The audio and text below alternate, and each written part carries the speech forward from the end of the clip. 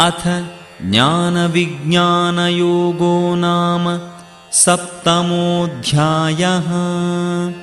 श्रीभगवानुवाच मय्यासक्तमनाः पार्थ योगं युञ्जन्मदाश्रयः असंशयं समग्रं मां यथा ज्ञास्यसि तच्छृणु।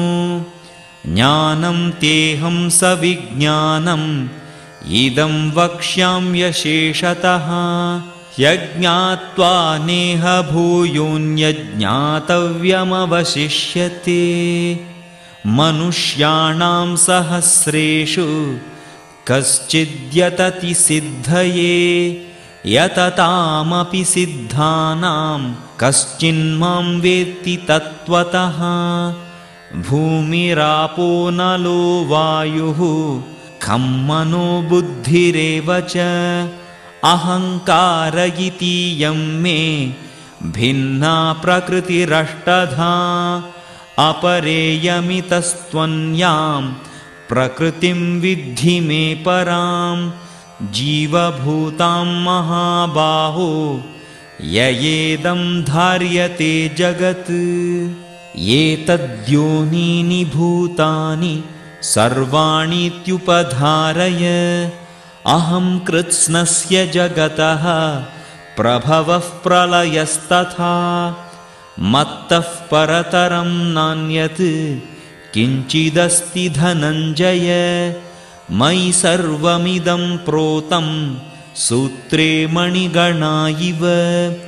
रसोऽहमप्सु कौन्तेय प्रभास्मि शशिसूर्ययोः। प्रणवः सर्ववेदेषु शब्दः खे पौरुषं नृषु। पुण्यो गन्धः पृथिव्यां च तेजश्चास्मि विभावसौ।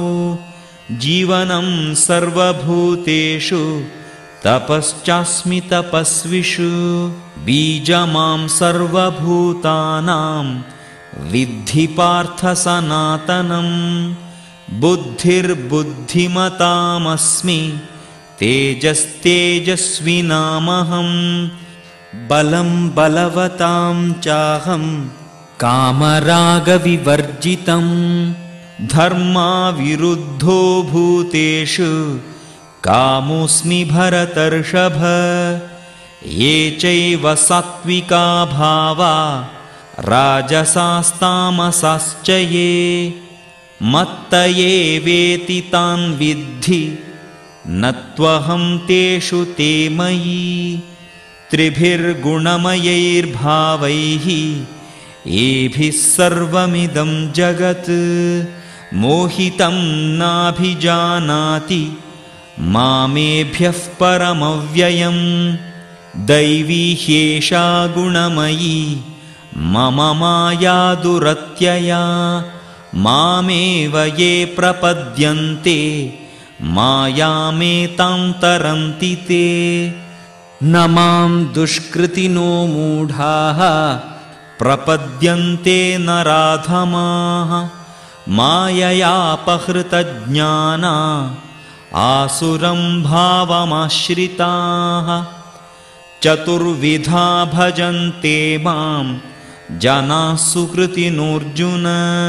आर्तो जिज्ञासुरर्थार्थी ज्ञानी च भरतर्षभ। तेषां ज्ञानी नित्ययुक्त एकभक्तिर्विशिष्यते। प्रियो हि ज्ञानिनोत्यर्थम् अहं स च मम प्रियः। उदाराः सर्व एवैते ज्ञानी त्वात्मैव मे मतम्। आस्थितः स हि युक्तात्मा मामेवानुत्तमां गतिम्। बहूनां जन्मनामन्ते ज्ञानवान् मां प्रपद्यते। वासुदेवः सर्वमिति स महात्मा सुदुर्लभः। कामैस्तैस्तैहृतज्ञानाः प्रपद्यन्तेऽन्यदेवताः। तं तं नियममास्थाय प्रकृत्या नियता स्वया। यो यो यां यां तनुं भक्तः श्रद्धयार्चितुमिच्छति तस्य तस्याचलां श्रद्धां तामेव विदधाम्यहम् सतया श्रद्धया युक्तः तस्याराधनमीहते लभते च ततः कामान् मयैव विहितान् हितान् अन्तवत्तु फलं तेषां तद्भवत्यल्पमेधसां देवान् देवयजो यान्ति मद्भक्ता यान्ति मामपि अव्यक्तं व्यक्तिमापन्नं मन्यन्ते मामबुद्धयः परं भावमजानन्तो ममाव्ययमनुत्तमम् नाहं प्रकाशः सर्वस्य योगमाया समावृतः मूढोऽयं नाभिजानाति लोको मामजमव्ययम् वेदाहं समतीतानि वर्तमानानि चार्जुन भविष्याणि च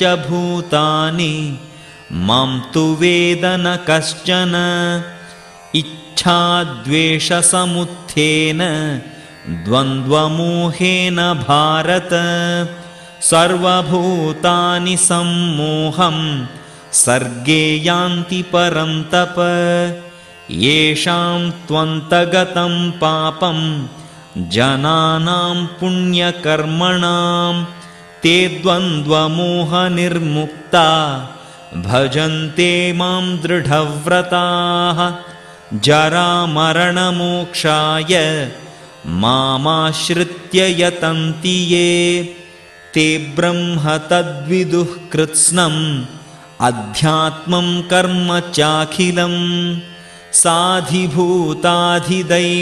मां साधियज्ञं च ये विदुः प्रयाणकालेऽपि च मां ते विदुर्युक्तचेतसः इति श्रीमद्भगवद्गीतासु उपनिषत्सु ब्रह्मविद्यायां योगशास्त्रे श्रीकृष्णार्जुनसंवादे ज्ञानविज्ञानयोगो नाम 7मोऽध्यायः।